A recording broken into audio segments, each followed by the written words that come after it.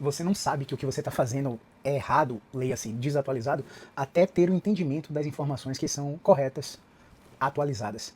Veja bem, eu fiz a formação, toda a minha trajetória profissional, junto com dois colegas que eu conheci na época de faculdade. A gente escolheu caminhos diferentes para nos pós-graduarmos, e quando a gente se encontrava, nós três conversávamos com extrema empolgação a respeito do que estávamos estudando. E nós três não tínhamos conhecimento do que é uma prática baseada em evidência científica, isto é, no que é testado de que realmente funciona para dor, incapacidade e severidade do sofrimento. Então a gente acreditava que tudo que a gente estava fazendo era certo. Detalhe, eu estava investindo R$ 28.000 ao longo de 16 meses, 18 meses em uma pós-graduação. Um outro colega estava investindo R$ 60.000 ao longo de 5 anos em uma pós-graduação. E um outro colega estava investindo R$ 13.000 ao longo de 2 anos em uma pós-graduação.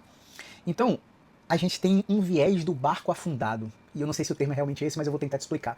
Quando a gente investe grana, tempo, energia, disposição em uma coisa que em alguma hora a gente já acreditou, a gente nega todas as informações que são contrárias àquilo que a gente já investiu tempo e dinheiro. A gente tende a ficar naquele barco, mesmo ele estando afundando, achando que alguma hora vai cair do céu de paraquedas um mecânico de barco para consertar o buraco que está fazendo o mar invadir o barco e fazer a gente afundar, né? Eu não sei se você está entendendo onde eu quero chegar, mas eu vou dar um exemplo muito prático. Quando eu saí da faculdade, eu estava conversando com dois professores que são referências minhas. Os dois me atenderam na minha época de atleta de karatê e os dois me ajudaram muito. E a minha dúvida era entre fazer ortopedia e traumatologia ou osteopatia.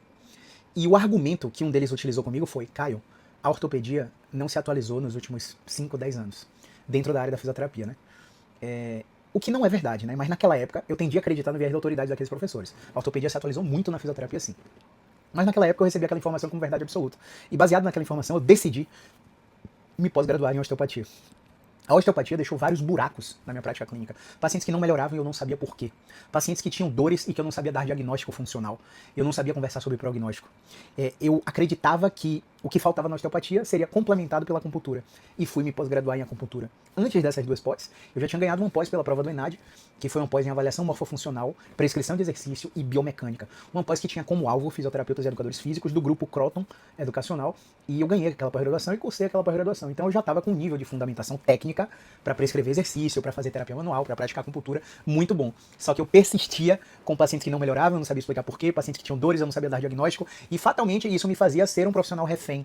Eu era refém de ortopedistas. Se o ortopedista dizia que o paciente tinha hernia de disco, eu acreditava nisso. Se ele dizia que era bursite, tendinite, eu acreditava nisso. Se ele dizia que era artrose, escoliose, eu acreditava naquilo, porque eu não sabia dar meu próprio diagnóstico.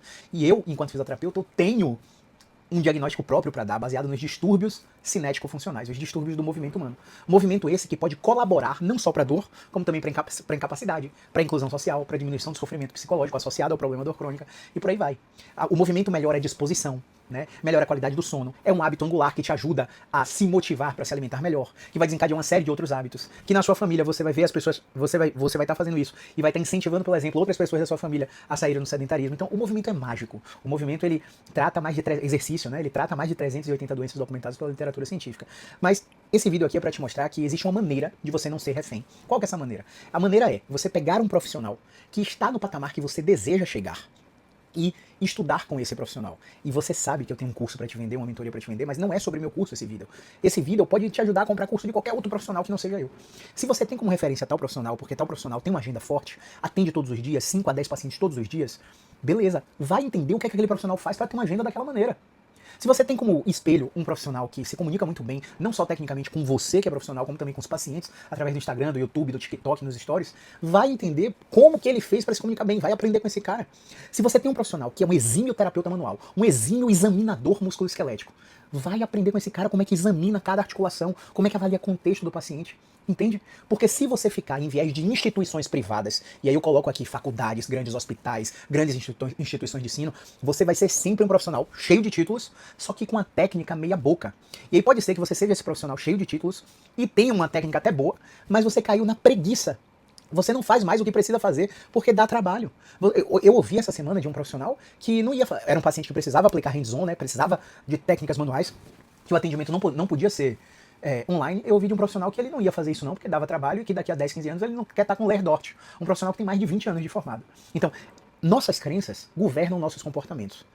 E se essas crenças forem transferidas, aí você volta pro início do vídeo para entender, transferidas por outros profissionais que a gente tem como unanimidade, como eu tive na época que eu pedi orientação entre fazer osteopatia ou ortopedia quando eu saí da faculdade, essa crença vai ficar ainda mais enraizada e no fundo nem você sabe porque você acredita naquilo.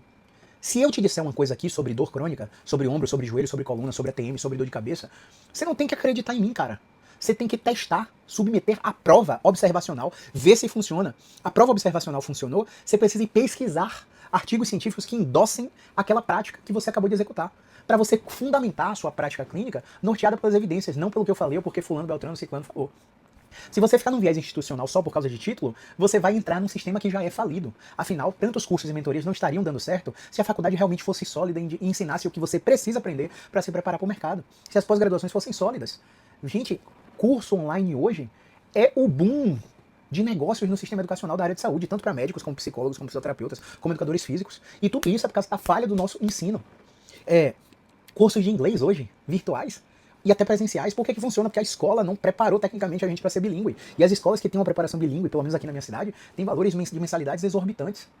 Então, todos esses problemas que você precisa resolver é porque alguma instituição falhou e segue falhando. Aí você acredita no que uma instituição fala, você vai para uma instituição extremamente renomada, para aprender sobre tratamento farmacológico e não farmacológico de dor crônica, e começa a ver um programa de ensino que coloca na sua mente que o paciente com dor crônica precisa de procedimentos intervencionistas. E aí você tá lá na instituição só por causa do nome da instituição. Você vai vender mais para seu paciente? Vai. Porque o paciente vai ver lá o logo da instituição e vai, caramba, esse cara realmente estudou no melhor centro do país, do exterior e tal. E ele vai comprar de você, baseado no seu viés de autoridade, por causa do título que você obteve. E parabéns pelo seu título. Só que aí, você melhorou em quê para o paciente que tá na ponta? Porque agora você tá olhando para os seus clientes, mas uma hora pode ser sua mãe, uma hora pode ser sua mulher, uma hora pode ser sua filha.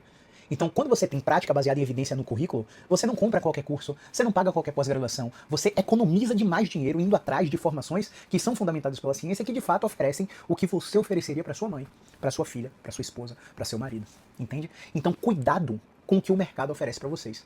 Consultem conteúdos programáticos, porque tem fisioterapeuta querendo ser médico, tem médico querendo ser fisioterapeuta, tem educador físico reabilitando, tem fisioterapeuta treinando o paciente. Então a gente precisa entender, tem fisioterapeuta fazendo injetável. A gente precisa entender qual é o escopo da nossa profissão.